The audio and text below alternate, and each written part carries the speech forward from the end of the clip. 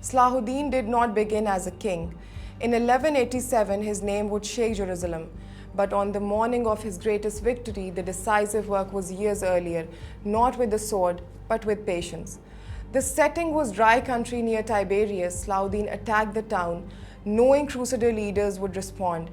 Their army left its well-watered camp at Sepphoris and marched across open ground in brutal summer heat.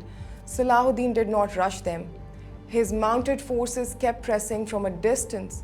The Crusaders struggled for water. Through the night, thirsty and exhausted, they stalled near the horns of Hattin.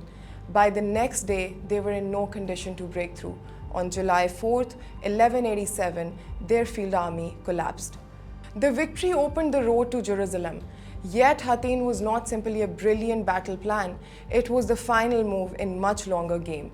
Salahuddin had spent nearly 2 decades preparing for that moment. He was born into a Kurdish family and entered public life under his uncle, the commander Shirkuh. In 1169, at about 31, Salahuddin became vizier in Fatimid Egypt. Egypt was ruled by a Shia Fatimid caliphate. Salahuddin was a Sunni officer backed by Nuruddin, the powerful ruler in Syria. He had soldiers to command, officials to persuade, rivals to watch, and a powerful patron. A reckless man might have declared independence at once. Salahuddin did not. He secured Egypt first. In 1171, the Fatimid Caliphate ended, the Sunni rule was restored. But Salahuddin did not gamble on an immediate war for Jerusalem. Egypt alone was not enough. The region was fractured. Damascus, Aleppo, Mosul, local rulers, family interest, old alliances. An army can win a battle. A divided coalition can lose the peace the next morning. When Nuruddin died in 1174, Salahuddin moved into Syria. Even then, he did not conquer the region in one dramatic sweep. He negotiated, campaigned, waited, and used force when negotiation failed. Aleppo accepted his authority in 1183. Mosul followed in 1186. By then, Egypt and Syria were no longer pulling in different directions. That gave him something more valuable than territory: legitimacy. Legitimacy sounds abstract, but it is practical. It means commanders obey orders when pay is late.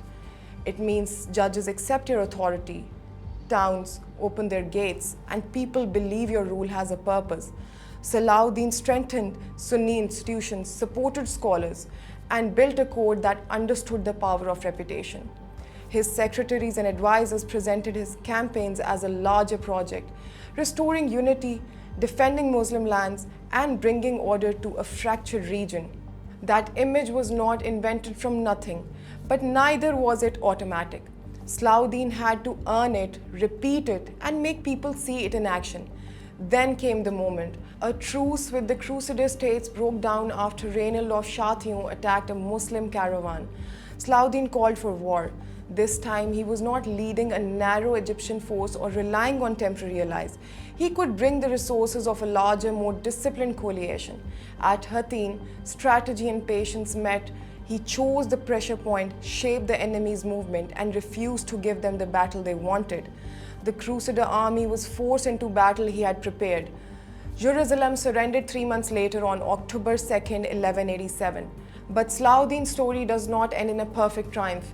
The capture of Jerusalem triggered the Third Crusade. He later lost Acre and was defeated at Osuf by Richard I. Though Jerusalem remained under Muslim control, his legacy then is not the fantasy of an invincible hero. It is more useful than that. Salahuddin understood the power is rarely secured in one dazzling moment.